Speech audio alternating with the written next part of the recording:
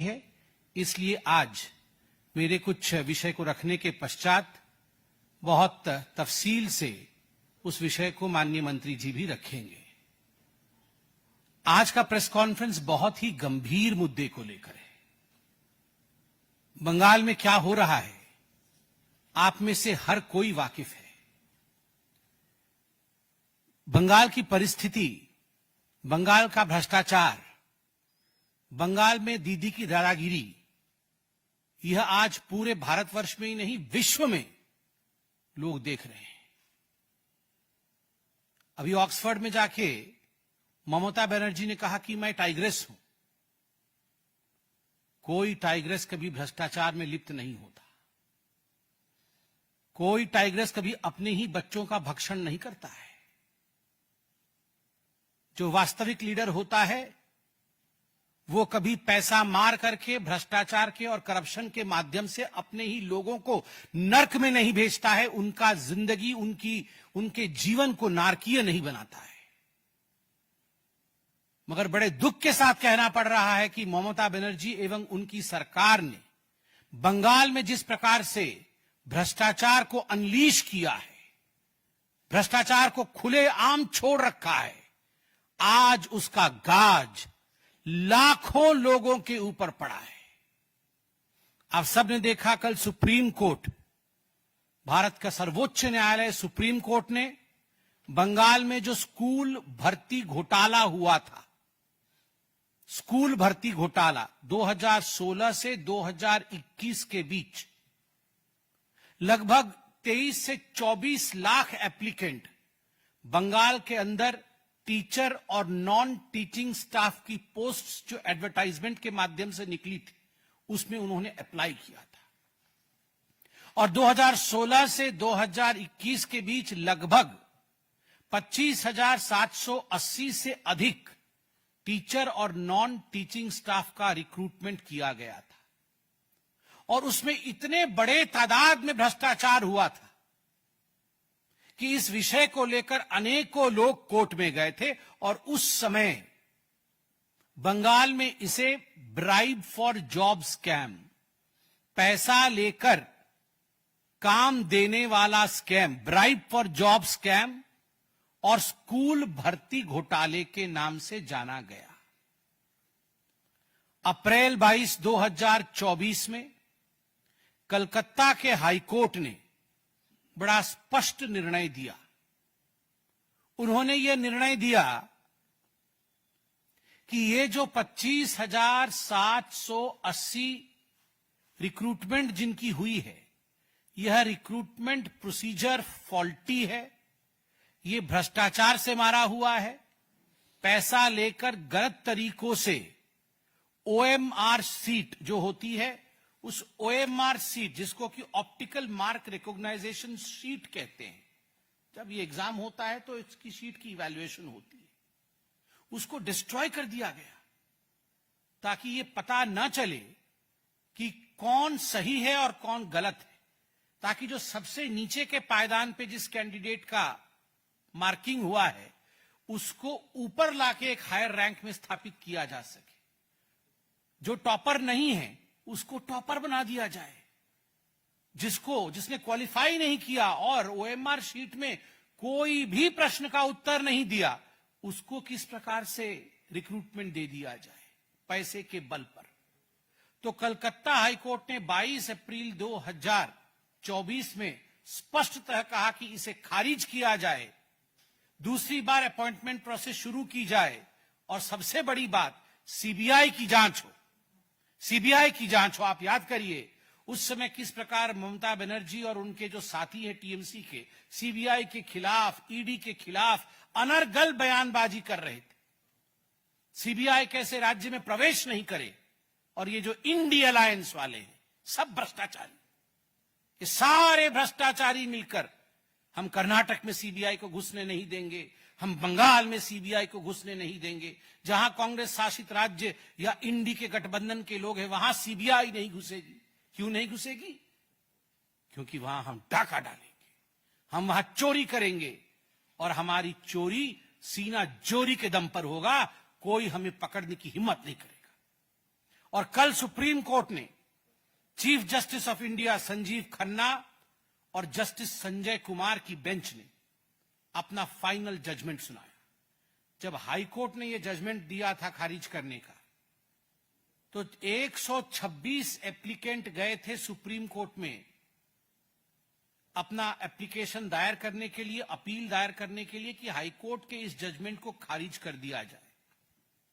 उसमें से एक एप्लीकेंट वेस्ट बंगाल की सरकार भी थी। सरकार ने कहा नहीं, ये हाईकोर्ट गलत बोल रही है, ये हाईकोर्ट हमारे एजुकेशन सिस्टम को ध्वंस करना चाहती है, तो हाईकोर्ट के इस फरमान को, हाईकोर्ट के इस डिसीजन को खारिज कर दिया जाए। सोचिए, ऐसा बोला था वेस्ट बंगाल की सरकार ने।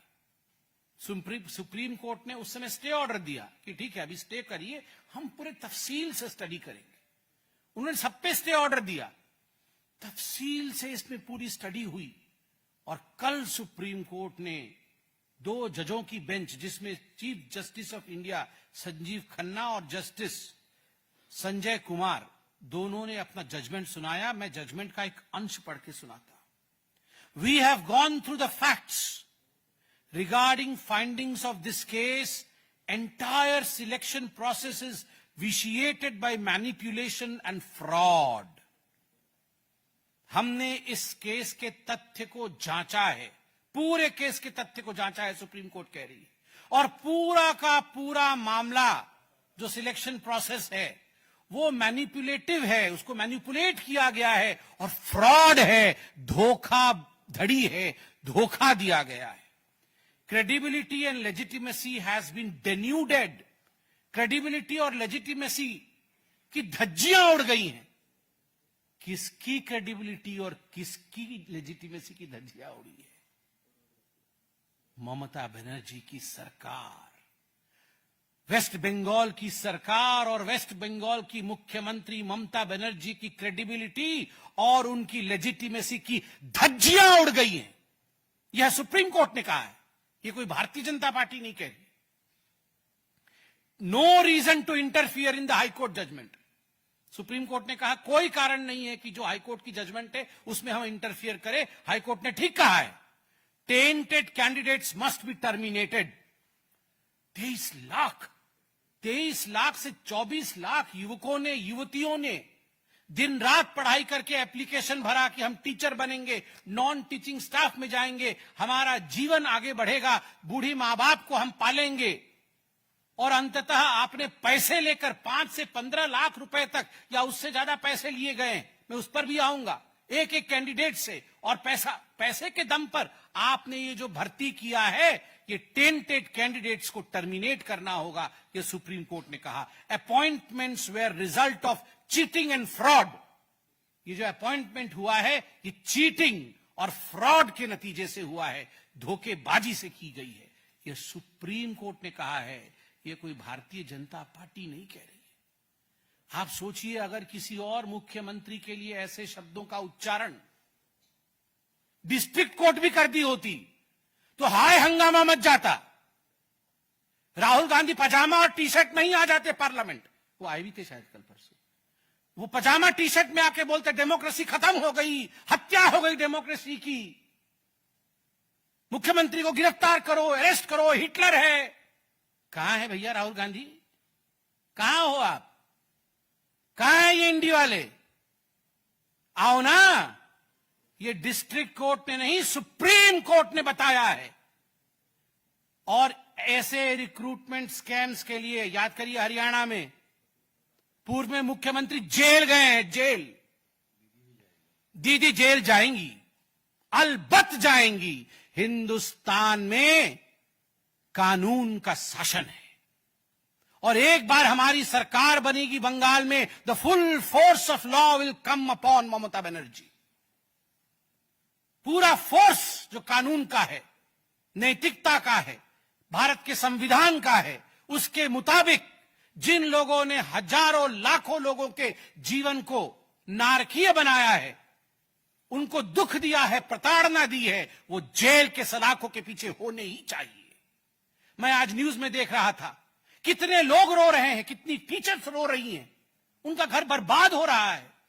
ये जो अभी लगभग 26,000 लोग निकाले जाएंगे, क्या लगता है आपको, अगर भ्रष्टाचार के माध्यम से भी जो टेंटेड हैं उनको भी रखा गया हो तो उनके जिंदगी पर भी क्या गुजर रही होगी? क्योंकि ये सारी घपलेबाजी, घोटालेबाजी ममता बनर्जी की सरकार ने किया है, इसलिए लाखों लोग आज परेशान हैं। ममता बनर्जी जी से आज हम सब डिमांड करते हैं कि जो 25,750 लोगों की तनख्वाह बंद होगी, ममता बनर्जी टीएमसी के फंड से, सीएम रिलीफ फंड से उनका भरण पोषण करे और उनको सैलरी दे, उनको सैलरी दे और उनका भरण पोषण करे।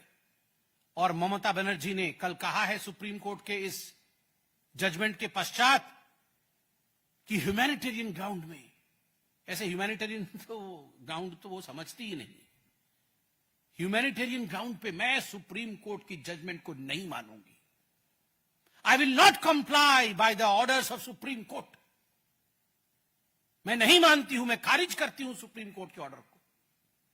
मेरा सुप्रीम कोर्ट से भी सविनय निवेदन है कि ऐसे विषयों को सुओ मोटो उठाना चाहिए और contempt of court Mamata Banerjee और तृणमूल कांग्रेस की सरकार पर लगना चाहिए। किसी मुख्यमंत्री की हिम्मत हो सकती है ऐसे, वो सुप्रीम कोर्ट के लिए कहे कि हम सुप्रीम कोर्ट के ऑर्डर को नहीं मानेंगे? This is Hitlership. ये होता है डिक्टेटरशिप, ये होता है हिटलर बनना। जब कोई व्यक्ति उठकर कह दे कि मैं सुप्रीम कोर्ट को नहीं मानती, मैं सुप्रीम कोर्ट के जजमेंट को नहीं मानूंगी, ये होता है डिक्टेटरशिप। और इसलिए इस तालिबानी डिक्टेटरशिप शासन के खिलाफ आज बंगाल की जनता को एक होने की आवश्यकता है। याद करिए वो पार्थ चैटर्जी, सब लाया हूं मैं, वो पार्थ चैटर्जी जो गिरफ्तार हुए थे 2022 में। उस समय वो पार्थ चैटर्जी स्टेट के एजुकेशन मिनिस्टर थे, और स्टेट के एजुकेशन मिनिस्टर के साथ साथ कौन कौन गिरफ्तार हुए थे? एमएलए मानिक भट्टाचार्य, एमएलए जीवन Krishna Saha, TMC leader Shantanu Kundu, TMC leader quintal Ghosh, सबसे मुख्य पार्थ चैटर्जी। मगर मेरे से भी गलत उच्चारण हो गया, सबसे मुख्य पार्थ चैटर्जी नहीं, पार्थ चैटर्जी का जो अरेस्ट मेमो है, मुझे पता नहीं आप में से कितने लोगों ने पार्थ चैटर्जी का अरेस्ट मेमो पढ़ा है। पार्थ चैटर्जी ने अपने अरेस्ट मेमो में लिखा है, your guardian and your relative, जिसके कहने पर आप काम करते हैं, उन्होंने लिखा है अपने हैंडराइटिंग से ममता बनर्जी, ममता बंदोपाध्याय, हमार गार्डियन। आप सोचिए, पथप्रदर्शक ममता बनर्जी, আমার গার্ডিয়ান মমতা ব্যানার্জি, আমার रिश्तेदार, আমার रिलेटिव ममता बनर्जी, ममता दीदी, ये उनके अरेस्ट मेमो में लिखा हुआ है। आप जाके देखिए अरेस्ट मेमो। अरे जो पथ प्रदर्शक है, जो मार्गदर्शक है, जिसके कहने पर आपने ये घोटाला किया, वो पार्थ चैटर्जी जेल के अंदर है, तो दीदी जेल के अंदर क्यों नहीं? ये फोटो देखिए, ये पार्थ चैटर्जी, पार्थ चैटर्जी के साथ जो मोहतरमा खड़ी है उनका नाम अर्पिता घोष है। आप सब जानते हैं अर्पिता घोष उनकी एसोसिएट थी। और ये जो नोटों की गड्डी 2 बार रेड हुए और कुल मिलाकर के 49 करोड़ रुपया, अर्पिता मुखर्जी, अर्पिता मुखर्जी, ये अर्पिता मुखर्जी उनकी एड है, क्लोज एड। अर्पिता मुखर्जी के घर में भी रेड हुए, अनेकों और जगह रेड हुए। 49 करोड़ रुपए ईडी ने रिकवर किया इस रेड में। आप अभी जो मैंने बताया अरेस्ट मेमो में क्लोज रिलेटिव एंड मार्गदर्शक, देखिए ये चिन्ह दोनों मार्गदर्शक से मार्गदर्शन ले रहे हैं। आप देखिए फोटो अच्छे से देखिए, इसको छापिए भी। ये देखिए क्या करना होगा, पूछ रही हैं दीदी से पार्थदा। पार्थ जी पूछ रहे हैं, दीदी बोल रही है सब घोटाला करो, सब घोटाला करो, ये पैसा टीएमसी में जमा करो। यही बात हो रहा है। यहां देखिए, ये देखिए वही चल रहा है दोनों के बीच खुसुर फुसुर, किस प्रकार करोड़ों रुपए हथियाया जाए। ये दोनों देखिए जरा, गार्डियन एंड क्लोज रिलेटिव दोनों की फोटो। और ये देखिए जनता की गाढ़ी कमाई और जनता की गाढ़ी कमाई के क्या यहां हश्र किया गया है। अरे ऐसे तो हमारे घर में झाड़ू मारेंगे तो गंदा कागज भी इतना नहीं निकलेगा। मतलब अभी गंदा कागज भी इतना नहीं निकलने वाला है। और हम लोग सब पॉलिटिकल लोग हैं, हमारे घर कई अखबार आते हैं, हम अखबार का ढेर भी लगा देना 1 महीना का तो भी इतना नहीं लगेगा। और ये सब 2-2 हजार रुपए के नोट है। आप देखिए जरा 49 करोड़ और न जाने कितने कितने कहां छुपा रखे होंगे, इलेक्शन में बांट दिए होंगे। और ये किसकी खून पसीने की कमाई है? ये वो जो 24 लाख एप्लीकेंट आए थे, उन 24 लाख एप्लीकेंट की खून पसीने की कमाई है, खून पसीने की कमाई। मुझे अब सिर्फ इतना कहना है कि Mamata Banerjee has no right to stay in power now. Mamata Banerjee को कुर्सी छोड़ना होगा। ममता बनर्जी को रेजिग्नेशन देना ही होगा। वो ह्यूमैनिटेरियज्म की बात करती है, मानविकता की बात करती है, मां माटी मानुष की बात करती है। अगर उनमें इतना भी तनिक भर भी कहीं सेंस ऑफ रेस्पॉन्सिबिलिटी बाकी है तो तुरंत आज के आज ममता बनर्जी को रेजिग्नेशन दे देना चाहिए, नंबर 1। नंबर 2, स्पष्ट रूप से हम कहना चाहते हैं, जिन लोगों को निकाला जाएगा उन लोगों को तनख्वाह देने का काम ममता बनर्जी की सरकार करे। नंबर 3, हम जानते हैं ये जो मुद्दा है ये आज बंगाल का ही नहीं पूरे भारतवर्ष का एक बड़ा मुद्दा है। और आज ही आप देखिएगा ममता बनर्जी कुछ ना कुछ ऐसे दंगे इत्यादि भड़काना शुरू कर देगी बंगाल के अंदर, ताकि किसी भी कीमत पर लोगों का नजर इस घपले से हट करके लोग अपने आप को बचाने में, लोग अपने आप को किस प्रकार से सुरक्षित रख के उस पर लगेंगे। Civil instigate fears among people. आप देखिएगा आज भय का वातावरण बंगाल में बना देगी। वो कुछ ना कुछ करेगी ऐसा जिससे वहां भय का वातावरण हो जाए। और मैं कहना चाहता हूं ममता जी से और टीएमसी से, कुर्सी खाली करो, कुर्सी खाली करो कि जनता आती है। चेयर खाली करो, जनगण आसछे, जनगण आसछे। ममता दी चेयर खाली करो, करते होबे, अन्य उपाय ना करते होबे, चेयर खाली करते होबे। बहुत बहुत धन्यवाद। अब मैं आदरणीय केंद्रीय मंत्री, हमारे बड़े भाई और बंगाल के अध्यक्ष सुकांत दास से कहूंगा कि वो आपसे मुखातिब हो। सबको नमस्कार। माननीय संबित पात्रा जी ने पूरे विषय को विस्तृत रूप से आपके सामने रखा। कल इस घटना घटने के बाद, यानी सुप्रीम कोर्ट के आदेश आने के बाद, ममता बनर्जी मीडिया के सामने आई और सबको दोषारोपण किया, सबको दोष दिया। सुकांत मजूमदार से लेकर सीपीएम के नेताओं से लेकर जज को लेकर जुडिशियरी को लेकर, जैसे संबित पात्रा जी ने बताया कि क्वांटम ऑफ कोर्ट की हद तक, और वो भी एपेक्स कोर्ट ऑफ इंडिया, उसकी क्वांटम तक वो चले गई।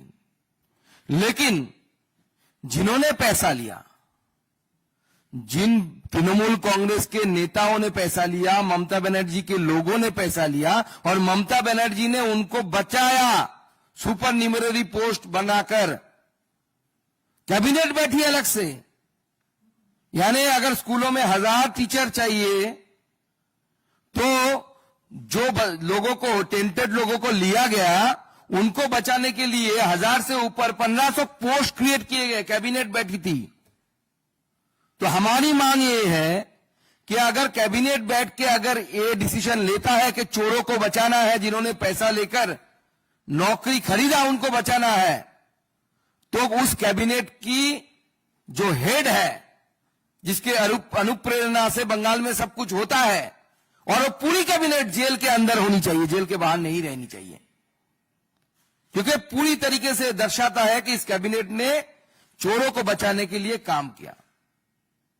और ममता बनर्जी बचा सकती थी। देखिए ये जो 26,000 लोग, लगभग 25,752, एकदम अगर सही बोले तो 3753, तो इन सब लोगों में सब टेम्पटेड नहीं है। सबने पैसा देके नौकरी खरीदा नहीं था। कल रो रहे थे टीचर, और ये इशू मेरे हार्ट के बहुत करीब है, क्योंकि मैंने अपनी जिंदगी का पहला नौकरी इसी एग्जाम देके मुझे मिला था, स्कूल सर्विस कमीशन। मेरे धर्मपत्नी जी अभी भी इसी एग्जाम देकर स्कूल में नौकरी करती है, पढ़ाती है। बंगाल में हमेशा शिक्षकों की एक मर्यादा थी, टीचर को एक सम्मान से देखा जाता था बंगाल में। कल हम जब देख रहे थे कि ममता बनर्जी के कारण यूनिवर्सिटी टॉपर, गोल्ड मेडलिस्ट रो रही थी, बहुत सारे लोग रो रहे थे कि ईएमआई कैसे देंगे परिवार को चलाएंगे कैसे, बूढ़ी मां बाप है, उनकी दवाई कहां से होगी। इसके लिए अगर कोई रिस्पॉन्सिबल है, एक व्यक्ति को अगर रिस्पॉन्सिबल किया जा सकता है, उसका नाम ममता बनर्जी है और उनकी पूरी पार्टी है। ये मैंने जो बताया कि लोअर कोर्ट ने यानी हाई कोर्ट में सिंगल बेंच ने एक सजेशन दिया था कि आप दूध को अलग करो, पानी को अलग करो। यहां तक कि हाई कोर्ट ने यह भी बोला था कि लगभग 5,000 अराउंड जो दागी है, मतलब जिन्होंने पैसा देकर नौकरी खरीदा, बाकी लोग सही है एकदम, अपने परिश्रम से पढ़ाई करके उन्होंने ये नौकरी जुटाई थी, अपने पुरुषार्थ पर उनको नौकरी मिला था। लेकिन ममता बनर्जी के जो एडवाइजर थे, उन्होंने उनको एडवाइस दिया कि आप अगर बचना चाहती है तो अगर तृणमूल कांग्रेस के नेताओं को जिन्होंने पैसा लिया हाथ फैलाकर उनको बचाना चाहते हैं तो दूध और पानी को आप मिला दो। तो दूध और पानी जब मिल जाएगा, कोर्ट इसको डिफरेंशिएट नहीं कर पाएगी, अलग नहीं कर पाएगी, तो कोर्ट बोलेगा ठीक है, जो हो गया उसको रहने दो। अब पासा उल्टा पर गया है। कोर्ट बोला है कि हाई कोर्ट ने भी बोला था, डिवीजन बेंच ने भी उसी राय को बहाल रखा था, और आप भारतवर्ष के सुप्रीम कोर्ट जो चीफ जस्टिस के नेतृत्व में बना, 2 जजेस की जो राय आया है, जो वर्डिक्ट आया है, वो स्पष्ट कर देती है कि ममता बनर्जी ने जो चालाकी की थी, वो चालाकी कोर्ट के सामने पकड़ी गई। कोर्ट ने उल्टा बोला कि दूध और पानी अगर अलग नहीं किया जा सकता तो पूरा ही फेंक दो। लेकिन इस जो वर्डिक्ट आया है, इस वर्डिक्ट में हमारा सिर्फ इतना ही सवाल है कि लगभग 20,000 से ऊपर लोग जिन्होंने परिश्रम करके जिनको नौकरी मिला, उनका कोई दोष होने के बावजूद उनका नौकरी जा रहा है। लेकिन टीएमसी के जो लीडर जिन्होंने पैसा लिया, पैसा लेके नौकरी बेचा, मॉल बना दिया है ममता बनर्जी ने पश्चिम बंगाल में को। जो खरीदना है आपको, टीचर खरीदना है, नौकरी खरीदना है, सैंड लेके नदी से बेचना है, जो चाहे आप कर सकते हैं, सिर्फ पैसा देना है। शॉपिंग मॉल बना के रख दिया है ममता बनर्जी पश्चिम बंगाल को। इसलिए हम चाहते हैं कि सरकार, संविधान ने जो प्रपोजल दिया कि पार्टी के पैसे से सीएम रिलीफ फंड से जो योग्य है उनको पैसा देने की काम किया जाए, सीएम रिलीफ फंड से और टीएमसी की पार्टी से, क्योंकि पैसा टीएमसी की पार्टी के पास गया है। और सिर्फ हम नहीं बोल रहे, ऑडियो रिकॉर्डिंग है। आपको पता है कि ईडी एक दूसरा केस वहां पे चल रही है, जिसमें कालीघाटर काकू बोल के एक कैरेक्टर है, जीवन कृष्ण भद्रो, उनका एक ऑडियो आया है, जिसमें उस ऑडियो में बोल रहा है वो व्यक्ति बांग्ला में कि पार्थो लोभी है, लोभी मतलब बहुत लालची है, उसको 25 करोड़ देते हैं, अभिषेक को 20 करोड़ देते हैं। जिस मानिक भट्टाचार्य का नाम इन्होंने लिया, उस मानिक को इतना देते हैं, बंटवारा चल रहा है पैसे की, ऑडियो में है। हाँ, कौन अभिषेक है ये तो सब जानते हैं, ये कौन सा अभिषेक है। कभी वो बोले थे कि मेरे खिलाफ एक भी सबूत आ जाएगा या मेरे खिलाफ चोरी हो जाए, प्रमाणित हो जाएगी, तो मैं फांसी के मंच में अपने आप को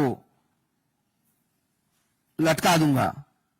अब उनको मंच नहीं मिल रहा है कि क्या नहीं मिल रहा है मालूम नहीं मुझे, लेकिन ये जो एक के बाद एक चोरी बंगाल में तृणमूल कांग्रेस के समय हुई है, इसका हद पार हो चुका है। ममता बनर्जी को अब जाना चाहिए। अगर खुद से उतरती है तो चेयर से तो सही है, नहीं तो जनता जनार्दन जाके कान पकड़ के चेयर से उतार देगी। वो समय आ रहा है। तो पहला डिमांड हमारा है, सीएम रिलीफ फंड से या पार्टी से आप पैसा दो इनको। दूसरी मेरी एक सजेशन है ममता बनर्जी की सरकार को कि जो योग्य कैंडिडेट है लगभग 20,000 से ऊपर, इनको कोर्ट ने बोला कि आप 3 महीने बाद फिर एग्जाम दो, देके आपने आपको एलिजिबल साबित करो। अब एक टीचर 16 से पढ़ा रही है स्कूल में, आप जानते हैं एग्जाम जो होता है वो ग्रेजुएट या मास्टर डिग्री लेवल का होता है, जो सिलेक्शन का एग्जाम होता है, और स्कूल में पढ़ाना पड़ता है स्कूल स्टैंडर्ड के 11-12 स्टैंडर्ड या उसके नीचे वाला स्टैंडर्ड का। तो स्वाभाविक है सब्जेक्ट से सब डिटैच है 16 साल से आज तक। उतना तो ऑनर्स या बीए, बीएससी, एमएससी, एमए उस सब्जेक्ट से लोग डिटैच है। तो मेरा सजेशन है कि मैं अपने जिंदगी के 10 साल लगभग पढ़ाते आ रहा हूं, कॉलेज, स्कूल, यूनिवर्सिटी मिलाकर। मेरा एक सजेशन सरकार से है कि आप ये जो योग्य व्यक्ति है जब एसएससी में बैठेंगे, इन्होंने इतने साल पढ़ाया, 16 से 25 साल तक पढ़ाया, हर साल के लिए एसएससी के रूल में परिवर्तन करिए, हर साल के लिए उनको मार्क्स देनी चाहिए, क्योंकि एक्सपीरियंस का मार्क्स हर रिक्रूटमेंट में होता है। कोई बंदा कॉलेज सर्विस कमीशन में जाता है तो उन्होंने कितना कॉलेज में पढ़ाया, कितना साल, उसके लिए मार्क्स दिया जाता है। तो मेरा सजेशन एज ए टीचर मैं ये देना चाहता हूं सरकार को कि आप नियम में परिवर्तन करिए। इन सारे टीचरों को जो योग्य थे, जो टेंटेड है, जिन्होंने पैसा देके नौकरी मिला, उनके लिए नहीं, उनके साथ हमारी सहानुभूति है। लेकिन शिक्षा जैसे महत्वपूर्ण मामले में, और उस कौन सी शिक्षा, सरकारी शिक्षा, जहां पे आम आदमी के बच्चे जाते हैं, बच्चियां जाती है पढ़ने के लिए, उसके साथ कॉम्प्रोमाइज नहीं होनी चाहिए। और ममता बनर्जी ने कॉम्प्रोमाइज कराया है। इसलिए जो एग्जाम में बैठेंगे योग्य टीचर है, उनको रिलीफ मार्क देने की व्यवस्था की जाए। और लॉ के जानकार लोग वो बता पाएंगे। मैं सरकार को कि मैं बोलूंगा, उनसे रिक्वेस्ट करूंगा कि आप, बहुत हो चुका है, आप लॉयरों से, एडवोकेट से सलाह परामर्श करिए। अगर आर्टिकल 146 या किसी पे भी योग्य के लिए, योग्य जो टीचर है लगभग 20,000, उनके लिए अगर आप फिर से सुप्रीम कोर्ट में अगर कुछ कर सकते हैं, कुछ प्रावधान है, तो उसको भी एक्सप्लोर करना चाहिए योग्य लोगों को बचाने के लिए, क्योंकि ये लोग पूरे रास्ते में आ चुके हैं। ममता बनर्जी ने पूरी तरीके से बंगाल की भविष्य को खत्म कर दिया। और मैं आपको बताता हूं, ये सिर्फ शुरुआत है। 8 तारीख को दूसरा केस खुलने वाला है, मतलब जो सुप्रीम कोर्ट ने स्टे ऑर्डर लगा के रखा है, जिसमें फिर से विचार होगा कि कैबिनेट में, जो मैं बात पहले ही बताया, कैबिनेट ने जो सुपर न्यूमररी पोस्ट क्रिएट किए हैं, इसके लिए फिर से कोर्ट सुनवाई करेगी। और मुझे भारत के जुडिशियरी पे पूर्ण विश्वास है, ममता बनर्जी या अभिषेक बनर्जी की तरह नहीं, जुडिशियरी पे पूर्ण विश्वास है कि इसमें जो दागी लोग हैं, यानी जो नेताओं ने दुष्कर्म किया, ममता बनर्जी ने और उनकी सरकार ने जो दुष्कर्म किया, इसका सजा भारत का कोर्ट, भारत का न्यायालय ममता बनर्जी को देगी। और जैसे संबित पात्रा जी ने बताया कि ओम प्रकाश चौटाला जी जो पूर्व सीएम रहे हरियाणा के, वो इसी शिक्षक घोटाले में जेल गए थे।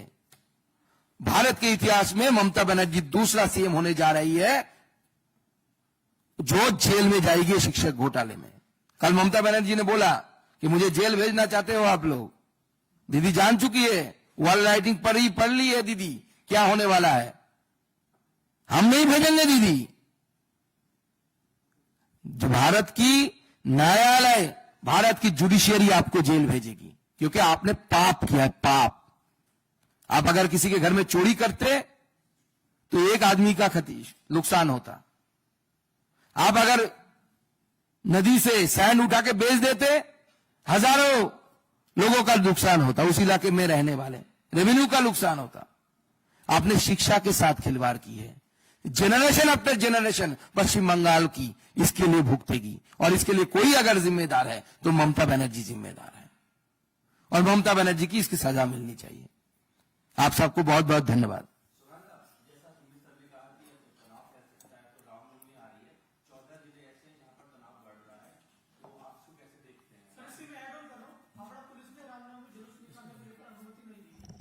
देखिए, शुभेंदु दा जवाब देंगे ही, मगर मैं एक बात यहां स्पष्टतः कहना चाहता हूं। मैंने भी खुद कहा अपने प्रेस कॉन्फ्रेंस में कि ममता जी ऐसा प्रयास करेंगी कि एक ऐसा माहौल बने कि यह मामला दब जाए जो रिक्रूटमेंट स्कैम का है, और वहां एक अफरा तफरी का माहौल बन जाए।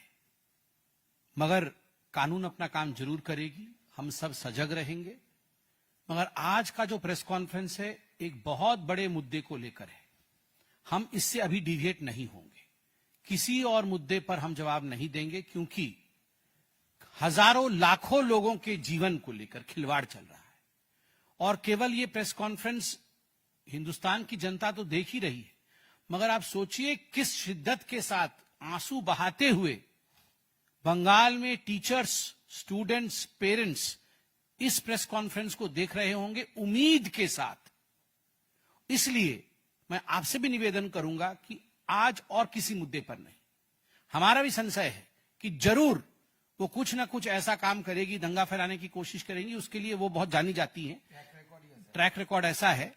जरूर आज से ही शुरू करेंगी, कोई नहीं, अभी देखिएगा आप दोपहर से ही वो शुरू कर देंगी, वो दोपहर से ही शुरू कर देंगी। मगर हम अपने न्याय की लड़ाई में पीछे नहीं हटेंगे, और अगर उनके जो ट्रैक रिकॉर्ड के मुताबिक वो ऐसा कुछ काम भी करेंगी तो उसमें भी हम लड़ेंगे न्याय के लिए।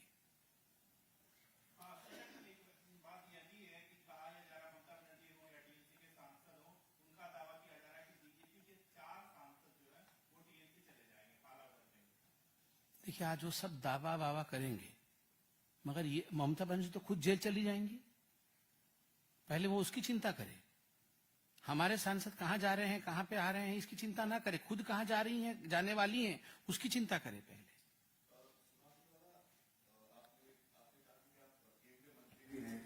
और 25,000 से ज्यादा लोग जो है इससे सफल हुए हैं, और रिक्रूटमेंट तो होगा, लेकिन क्या आप बीजेपी ममता बनर्जी अपने लेवल पे सीएम फंड से या टीएमसी फंड से जो आप लोग बात कर रहे हैं उसकी वो करेगी, आपकी तरफ से क्या केंद्रीय मंत्री धर्मेंद्र प्रधान से या पीएम रिलीफ फंड या फिर आपकी तरफ से कोई मदद उनके लिए दी जा सकती है? देखिए, सॉरी, आपने सुकांदा से पूछा, मैं जवाब दे रहा हूं बिकॉज केंद्रीय मंत्री है, बट यहां बैठे हुए हैं बंगाल के अध्यक्ष के नाते और बंगाल के कद्दावर नेता और एमपी के नाते। यहां वो केंद्रीय शिक्षा मंत्री के नाते बैठकर इस विषय पर जवाब देने के लिए नहीं बैठे हैं, मैं स्पष्ट कर दूं। और दूसरा विषय, इस पर जवाब ममता जी और उनके कैबिनेट का है। घोटाला उन्होंने किया है, किस प्रकार उसे वो संभालेंगी और लोगों के जान को बचाएगी, उसका जवाब वो दे। सीएम रिलीफ फंड से पैसा जारी करे, और टीएमसी के पास नोटों की गड्डियों की कमी नहीं है, वो नोटों की गड्डी को निकाले, और अब जहां से छीना था पैसा, वो पैसा उन तक पहुंचाए।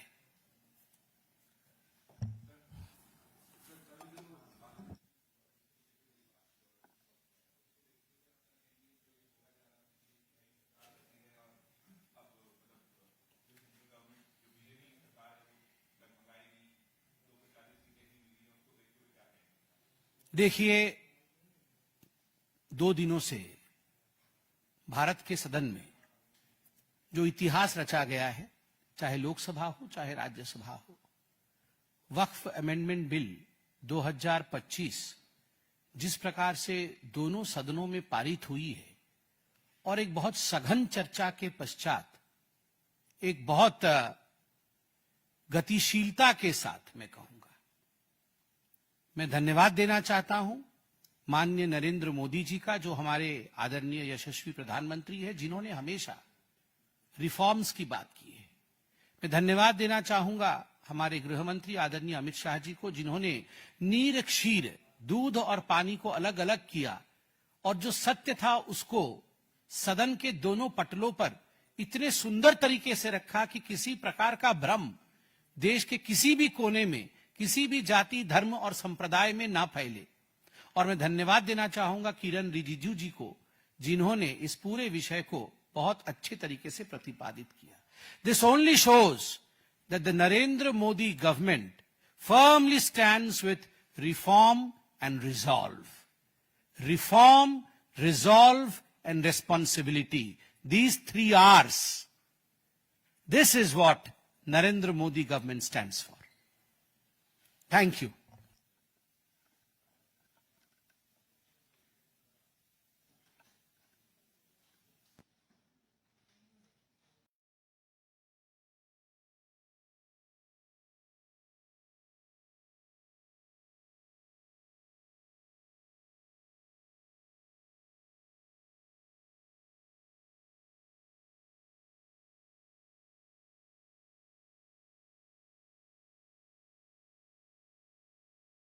आप बोले।